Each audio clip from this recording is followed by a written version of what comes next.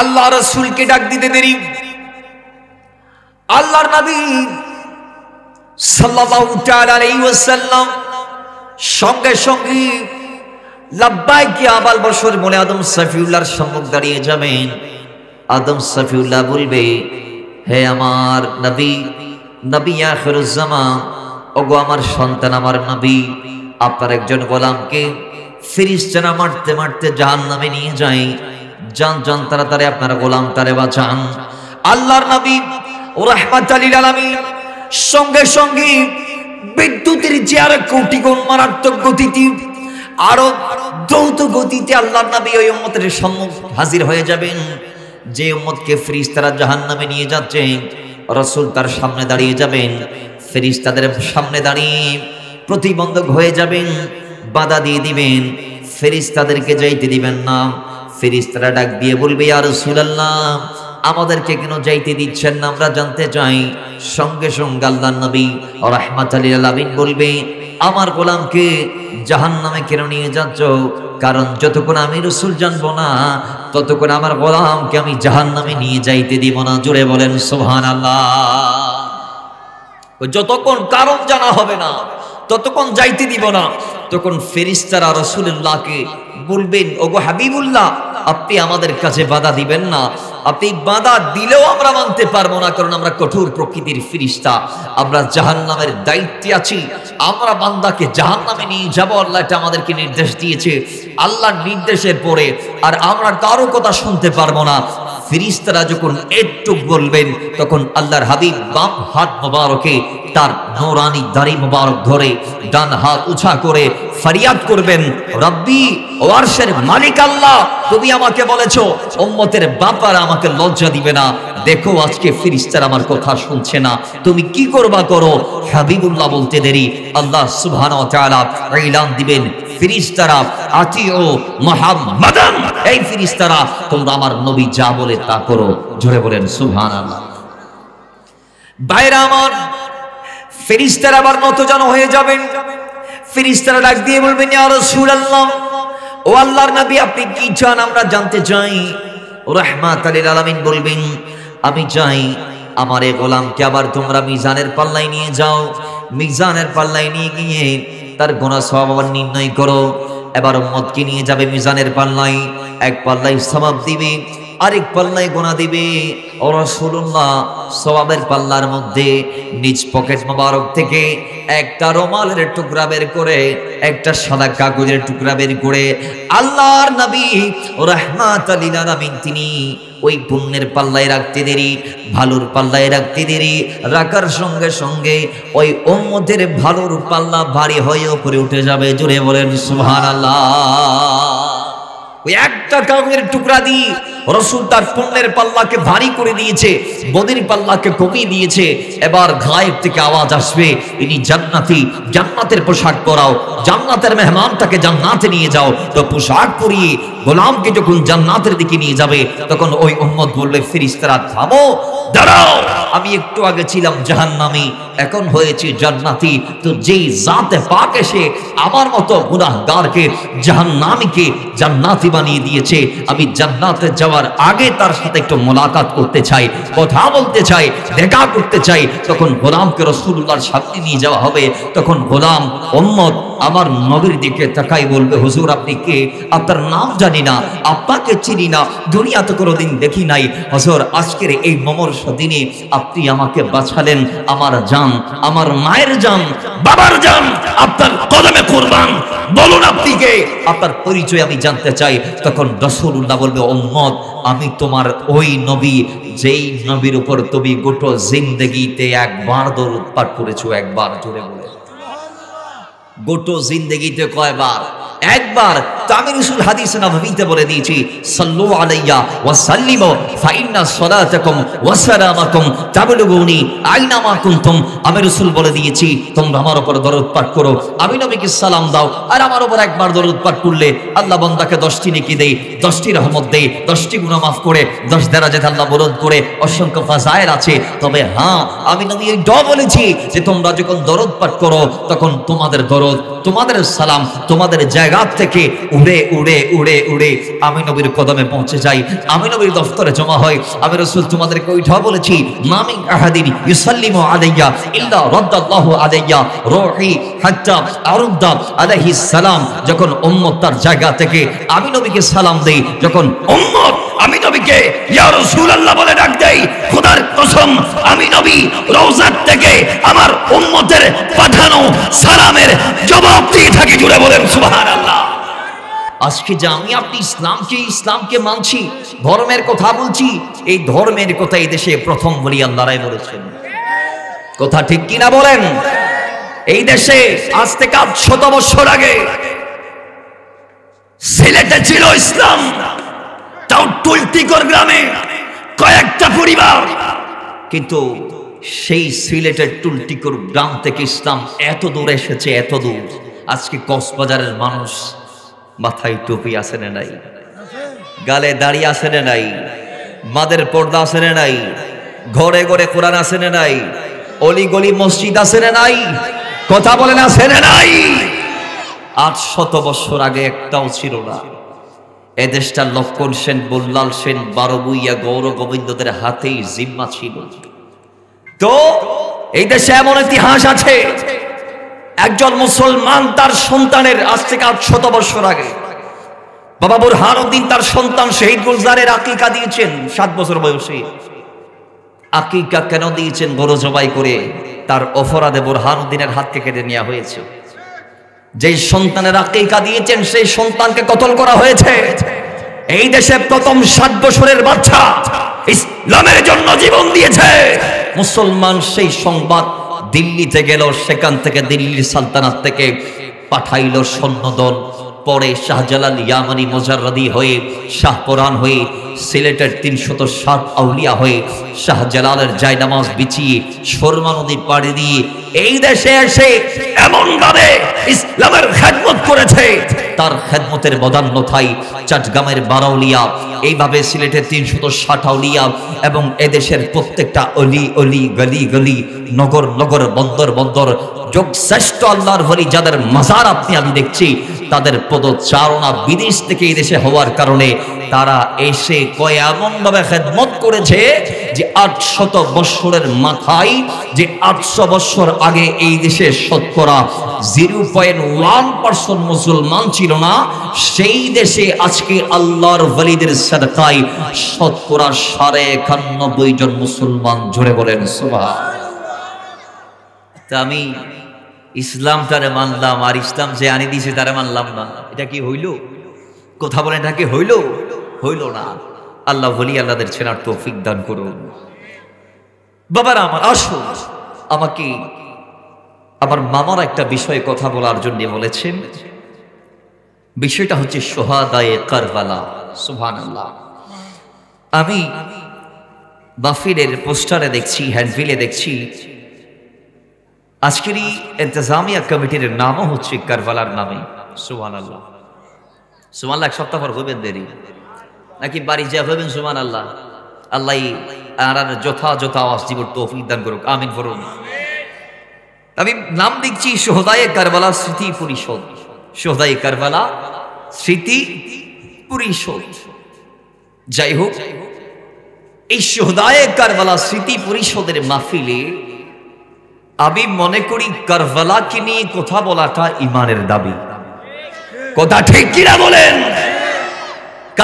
কারণ হচ্ছে আজকের এই মাহফিলে আমরা কারবালার কথা এজন্য বলবো, হুসাইনি চেতনা, হুসাইনি আদর্শের কথা এজন্য বলবো যে আল্লাহ রাসূল যে দিন ইসলামকে দিয়েছেন জমিনবাসীকে, সেই দিন ইসলাম যখন 61 হিজরিতে আমার নবীর কিছু বেওয়াফা উম্মতের দ্বারা, তাদের কর্মের দ্বারা যখন ইসলামটা কলুষিত হয়ে যাচ্ছিল, ইসলামের ব্যানার থেকে কিছু হতম পেঁচা বের হয়ে যখন ইসলামের এই সাজানো গোছানো ব্যানারটাকে, বাগানটাকে যখন হালাক করতে অপচেষ্টা করেছিল, ধ্বংস করতে অপচেষ্টা করেছিল, যখন টুপি মাথায় দিয়ে নর্তকীদেরকে নিয়ে নাচানাচি করে আরম্ভ হয়ে গেল, যখন যুদ্ধের ময়দানে নর্তকীদেরকে নিয়ে গিয়ে তারা আনন্দ আমেজের মধ্যে লিপ্ত হয়ে গিয়েছিল, যখন ইসলামী এবং মুসলমানদের যে রইস প্রধান চেয়ার আছে,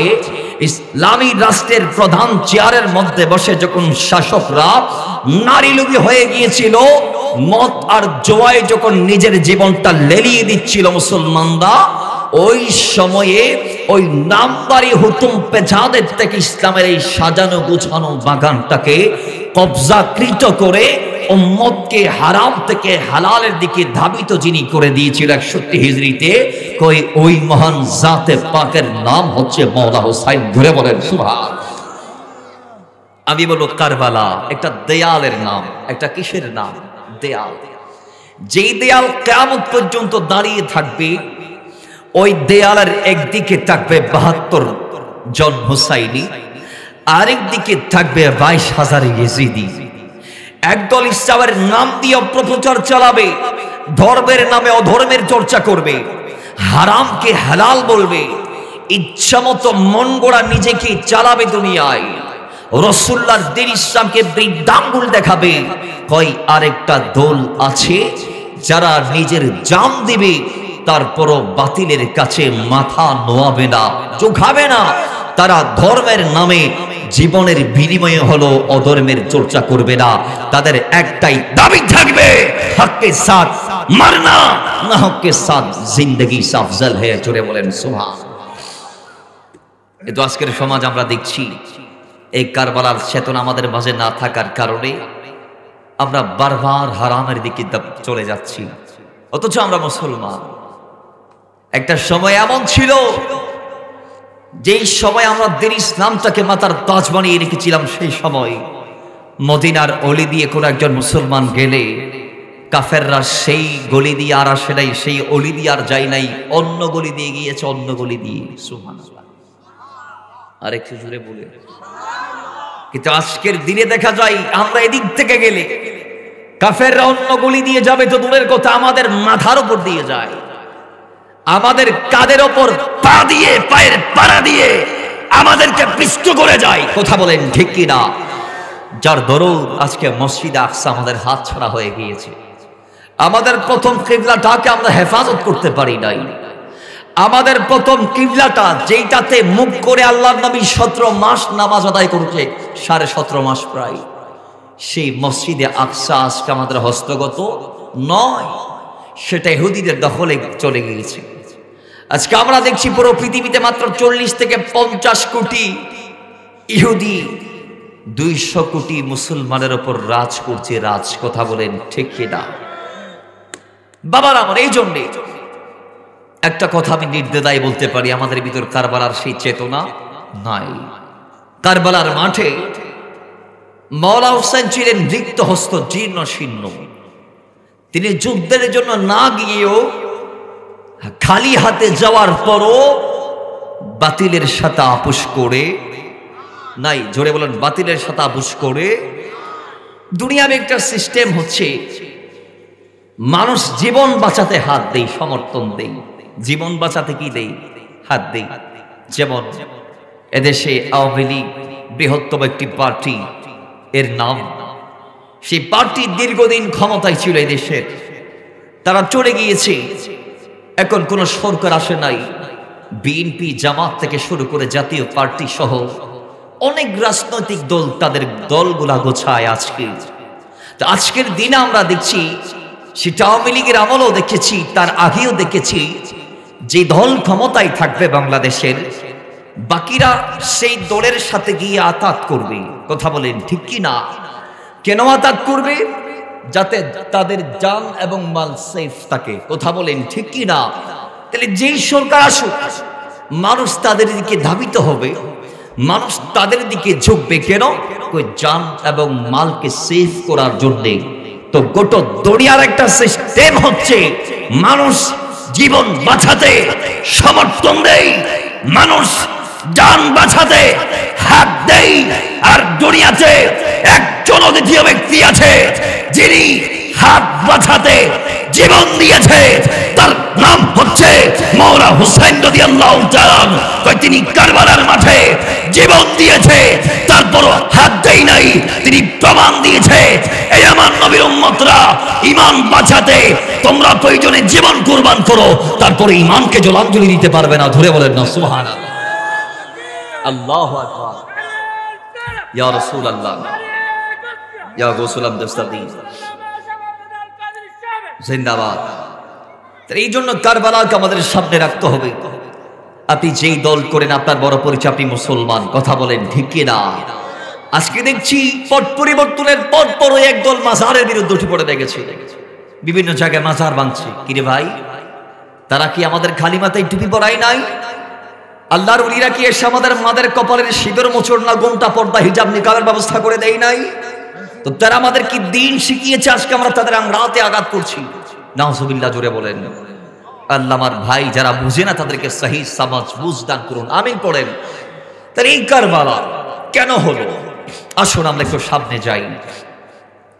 হযরত আমির মুআবিয়া রাদিয়াল্লাহু তাআলা তার ইন্তেকালের পরে পুত্র ইয়াজিদকে ওসিয়তনামা লিখে এই মর্মে যে আমার সন্তান আমি যখন ইন্তেকাল করব, আবার ইন্তেকালের পরে তুমি মসনদে বসবা, ক্ষমতায় আদিষ্ট হবা, তো তুমি মসনদে বসে আল্লাহর নবীর পরিবারের সাথে কখনো বেয়াদবি করবা না।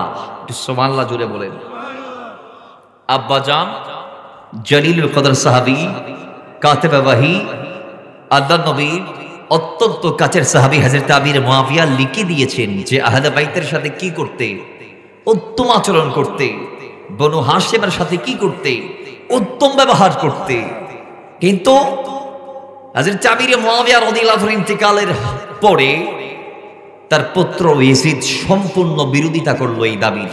আব্বাজানের এই ওসিয়তের সম্পূর্ণ কি করলো? বিরুদ্ধাচরণ করলো। তিনি আব্বার ওসিয়তকে ভুলে তিনি এককভাবে প্রজ্ঞাপন জারি করলেন এই মর্মে যে দুনিয়ার গোটা আলমের মুসলমানদের ক্ষমতা যেই যেই জায়গায় চলে, প্রত্যেক জায়গার মুসলমানরা, বিশেষ করে মক্কার মদিনায় যারা আছো, আমার আব্বা ইন্তেকাল করেছে, ও মক্কা মদিনার গভর্নর আমি ইয়াজিদ ক্ষমতায় বসেছি, আমি তোমাদেরকে এই মর্মে প্রত্যাদেশ বা প্রজ্ঞাপন দিচ্ছি যে তোমরা দুনিয়ার সবাইকে আমি ইয়াজিদকে খলিফা বলে জানিয়ে দাও, আর মক্কা মদিনার আমখাস যারা আছে সবাইকে আমি ইয়াজিদের নামের উপরে তোমরা বায়াত করাও। জোরে বলেন নাউজুবিল্লাহ। তাহলে এই কথা তিনি চারদিকে পাঠাই দিলেন পত্র মারফতে, দূত মারফতে। সেই সময়ে মদিনার গভর্নর ছিল ওয়ালিদ ইবনে উকাবা। মদিনার গভর্নর কে ছিল? ওয়ালিদ ইবনে উকাবা। তো ওয়ালিদ ইবনে উকাবার পত্রটা একটু ভিন্ন ছিল। সেই পত্রের মধ্যে দেখা গিয়েছে ওয়ালিদ ইবনে উকাবাকে বলছে, কয় মদিনার হুসাইন ইবনে আলী, প্রথমত যিনি মাওলা হুসাইন মাওলা আলীর সন্তান, আমার নবীর নওয়াসা নাতি, কয় হুসাইন ইবনে আলী এক নম্বরে, দুই নম্বর আব্দুল্লাহ ইবনে জুবাইর, আব্দুল্লাহ ইবনে ওমর, আরো কয়েকজন সাহাবীর নাম মেনশন করলেন। এরা এখন বর্তমানে রাইস সাহাবী মদিনায়। কয় এদের প্রত্যেককে আমি ইয়াজিদের নামের উপর বায়াত করাও। তুমি কাকে বলছেন? মদিনার গভর্নরকে বলছেন। কে বলছেন? ইয়াজিদ বলছেন।